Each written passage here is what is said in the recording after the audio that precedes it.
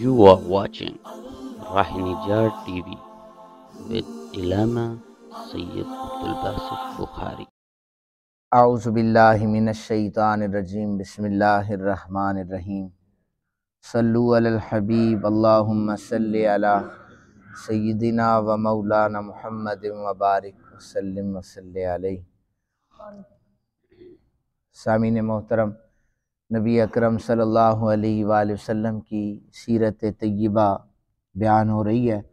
اللہ تعالیٰ آپ کا دل جمی سے بیٹھ کر سننا اپنی بارگاہ میں قبول و منظور فرمائے اور ہم سب کو عمل کرنے کی توفیق عطا فرمائے۔ غزوہ بدر کے حوالے سے گفتگو جاری ہے اور بدر کے میدان میں دونوں طرف سے جنگ کرنے کے لیے ایک طرف کفار مکہ اور دوسری طرف رسول پاک صلی اللہ علیہ وآلہ وسلم کے غلام بڑی دلیری کے ساتھ مقابلہ فرما رہے تھے۔ بدستور کافر جو تھے وہ مارے جا رہے تھے، لیکن چونکہ تعداد 3 گنا زیادہ تھی تو یوں رسول اللہ صلی اللہ علیہ وآلہ وسلم کے غلام نکلتے اور مقابلہ ہوتا تو مسلمانوں کی طرف سے 14 صحابہ کرام انہوں نے جام شہادت نوش فرمایا تھا۔ میں نے کل عرض کی تھی کہ حضرت عبد الرحمن بن عوف انہوں نے امیہ کو بچانا چاہا تھا، تو حضرت بلال نے قریشیوں کو بلایا تھا کہ اس کو نہیں چھوڑوں گا، اگر یہ بچ گیا تو میں آج ناکام ہو جاؤں گا۔ تو حضرت عبد الرحمن بن عوف بعد میں کہتے تھے اللہ بلال پر رحم فرمائے، اس نے نہ مجھے زریں لینے دیں اور نہ ہی امیہ کو گرفتار کرنے دیا ہے۔ اب اس کے بعد ایک قتل ہوا تھا ابو البختری، یہ بھی کافر تھا، مشہور سردار تھا، اور لیکن یہ ایک معقول انسان تھا۔ نبی اکرم صلی اللہ علیہ وآلہ وسلم کے حوالے سے یہ تھوڑا سا نرم گوشہ رکھتا تھا، باقاعدہ اپنے لوگوں سے کہتا تھا کہ مت کرو ایسا، وہ تمہیں کوئی نقصان نہیں پہنچاتے۔ حضور نے فرمایا تھا کہ اگر تمہیں ابو البختری کہیں پر نظر آ جائے تو اسے قتل نہیں کرنا، اسے گرفتار کر کے میرے پاس لے آنا۔ لیکن حضرت مجزر رضی اللہ تعالی عنہ انہوں نے اس کو گرفتار کیا تو آپ نے فرمایا کہ حکم نہیں ہے کہ تجھے مارا جائے، تجھے گرفتار کیا جائے گا۔ اس نے کہا نہیں، میرے ساتھ میرا دوست بھی ہے، اگر گرفتار کرنا ہے تو دونوں کو کرو، میں اکیلے گرفتاری نہیں دوں گا، نہیں تو مکہ کی عورتیں کہیں گی کہ قتل سے ڈر کر اپنے دوست کی قربانی دے بیٹھا ہے۔ تو کافروں میں بھی دوستیاں بڑی عروج پر تھی، لیکن دوستی وہی کام آئے گی جو رسول اللہ صلی اللہ علیہ وآلہ وسلم کے دین کی خاطر ہوگی۔ حضرت مجزر نے بچانا چاہا، اس نے کہا نہیں، میں جنگ کروں گا اور میرے دوست کو گرفتار کرنا ہے، پھر نہیں تو دونوں کو مار دو۔ انہوں نے دونوں کا سر قلم کر دیا۔ حضور کی بارگاہ میں وہ پھر گئے تھے سر لے کر، یا رسول اللہ آپ کا حکم تھا کہ گرفتار کرنا ہے، لیکن آقا مسئلہ یہ ہوا کہ یہ آگے سے جنگ کر رہا تھا، میرے ساتھ لڑائی کر رہا تھا، اور ظاہر ہے اگر میں مقابلہ نہ کرتا تو میں مارا جاتا۔ حضور خاموش ہو گئے۔ آپ نے یہ بھی نہیں فرمایا کہ تو نے اچھا کیا ہے، اور یہ بھی نہیں فرمایا کہ تو نے برا کیا ہے۔ ابو جہل کا قتل معاذ اور معوذ رضی اللہ تعالیٰ عنہم اجمعین، ان کے حوالے سے میں نے پہلے بھی ذکر کیا تھا۔ دونوں شہزادوں نے ابو جہل کو مارا اور زخمی کر دیا، لیکن بھاگ کر حضور کی بارگاہ میں آ گئے، کہنے لگے آقا ابو جہل کو ہم نے مار دیا ہے۔ حضور نے فرمایا کس نے مارا ہے؟ حضرت معاذ کہنے لگے میں نے مارا ہے۔ معاوض کہنے لگے نہیں یا رسول اللہ، انہوں نے نہیں، میں نے مارا ہے۔ دونوں وہاں پر بحث کرنے لگے، ایک کہتا تھا میں نے مارا ہے، دوسرا کہتا تھا میں نے مارا ہے۔ نبی اکرم صلی اللہ علیہ وآلہ وسلم نے فرمایا تلواریں چیک کرواؤ۔ دونوں کی تلواریں خون آلود تھی۔ حضور نے فرمایا تم دونوں نے مل کر اسے قتل کیا ہے، دونوں کو راضی کیا۔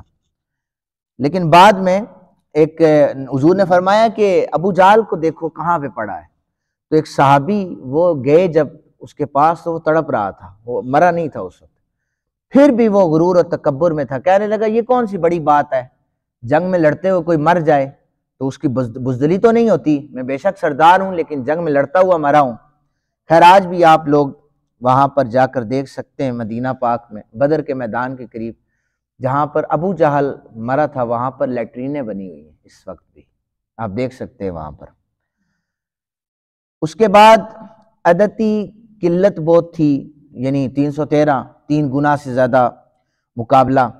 جانے دو عالم صلی اللہ علیہ وآلہ وسلم نے ایک مٹھی بھر کے کفار کی جانب پھینکی۔ حضور نے فرمایا شاہت الوجوہ، یعنی اس کا مطلب ہے کہ ان کے چہرے سیاہ ہو جائیں یا اس طرح۔ تو حضور نے وہ پھینکی، ایک مٹھی میں کتنی سی مٹی آ سکتی ہے، کتنی کنکریاں آ سکتی ہیں، ہر کافر کے آنکھ میں پڑ گئی۔ صحابہ کرام کو موقع ملا تو انہوں نے بڑھ چڑھ کر حملہ کیا اور ان کے بندوں کو مارنا شروع کر دیا، انہیں قیدی بنا لیا۔ اور یہ فتح مبین جب ہوئی تو قرآن حکیم نے واضح طور پر فرمایا وَلَقَدْ نَصَرَكُمُ اللَّهُ بِبَدْرٍ وَأَنْتُمْ أَذِلَّةٌ، بلا شبہ اللہ تعالیٰ نے بدر کے دن تمہاری مدد کی، تم بہت تھوڑے تھے، کمزور تھے۔ اللہ تعالیٰ نے نبی اکرم صلی اللہ علیہ وآلہ وسلم نے جو کنکریاں پھینکی تھی، اللہ تعالیٰ نے فرمایا یہ میں نے پھینکی ہیں، یہ اصل میں نے پھینکی ہیں، بظاہر تم قتل کر رہے تھے لیکن میں خود اللہ ان کو مار رہا تھا، یہ اللہ کی مدد تھی۔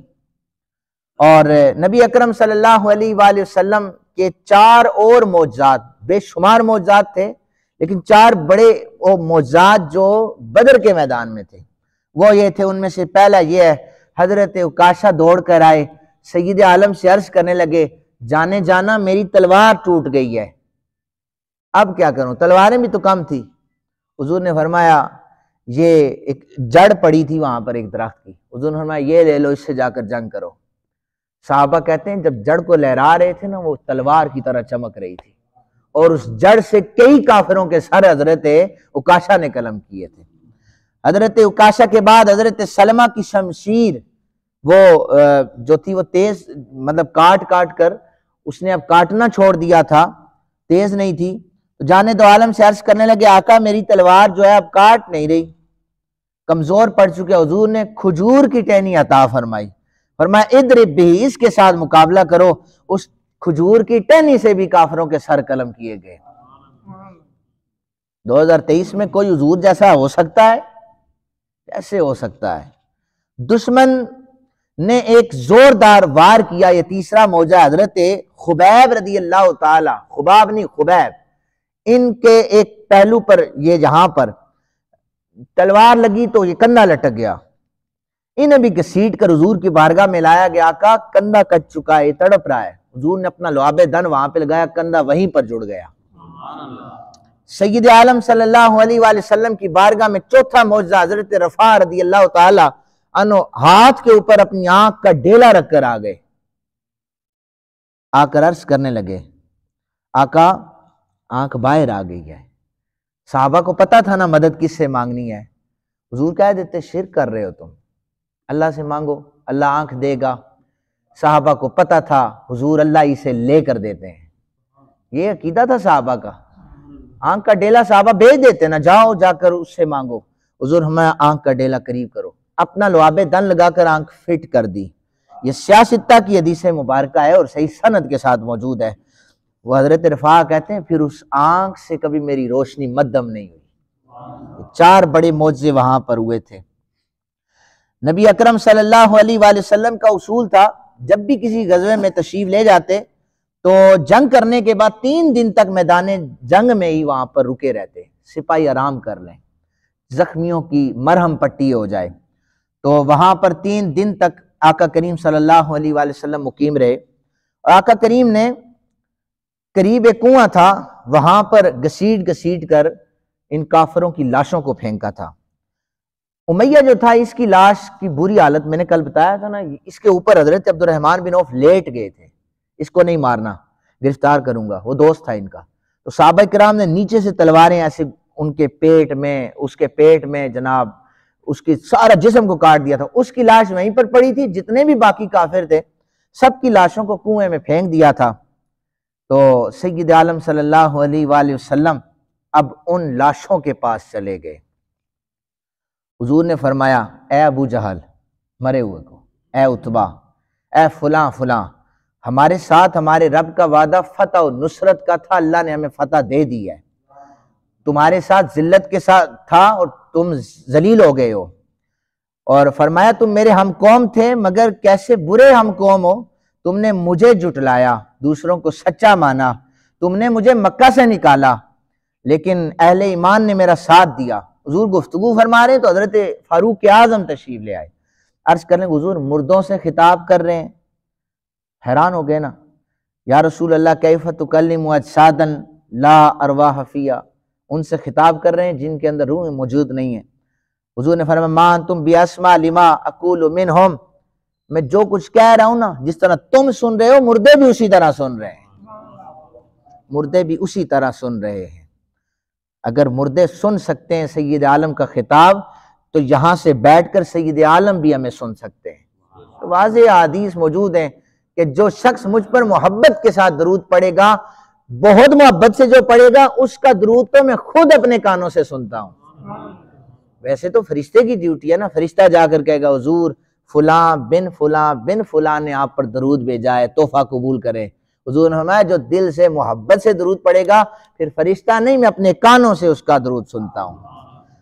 مدینہ پاک میں استقبال کی تیاریاں ہو رہی تھی کہ سید عالم صلی اللہ علیہ وآلہ وسلم کو فتح ہو گئی ہے، جشن منائے جا رہے تھے۔ تو ایک صحابی تھے حضرت سلمہ، بڑے مزاحیہ سے انداز رکھتے تھے وہ، تو ان کو جب مبارکبادیاں دی تو انہوں نے کہ کس بات کی مبارک دے رہے ہو ہمیں مبارکبادیاں نہ دو، انہوں نے یہ مذاق کیا۔ تو مدینہ والوں نے کہا کہ کیوں آپ جیت گئے نا؟ کہتے ہیں جیت تو گئے لیکن ہمارا جو سامنا ہوا ہے جیسے بوڑھی اونٹنی ہوتی ہے نا، باندھی ہوئی ہوتی ہے تو کسائی جا کر اسے ذبح کر دیتا ہے، ہمارا مقابلہ ایسے لوگوں کے ساتھ ہوا ہے، ہم نے جا کر انہیں کاٹ کر پھینک دیا ہے۔ یعنی صحابہ کہتے ہیں ہم نے کچھ سمجھا ہی نہیں ہے۔ حضور نے فرمایا، یہ دلچسپ تمثیل انہوں نے دی تھی، لیکن حضور نے فرمایا، مسکرائے، حضور نے فرمایا نہیں وہ کمزور لوگ نہیں تھے بلکہ قریش کے بڑے بڑے سردار تھے، انہوں نے مجھے جٹلایا تھا، اللہ نے انہیں ذلیل فرما دیا ہے۔ یعنی اس دور میں بھی جو رسول اللہ صلی اللہ علیہ وآلہ وسلم کا کلمہ پڑھ کر آپ کو جٹلائے گا یا آپ کے علم پر اعتراض کرے گا یا آپ کی ذات پر اعتراض کرے گا اور آپ کی ذات میں سے وہ جو ہے نا نکتہ چینیاں کرے گا، وہ اسی طرح ذلیل ہوگا جیسے مکہ کے کافر ذلیل ہو گئے تھے۔ اللہ تعالیٰ سے دعا ہے اللہ تعالیٰ ہم سب کو سیرت پاک سن کر، سمجھ کر، پڑھ کر عمل کرنے کی توفیق عطا فرمائے۔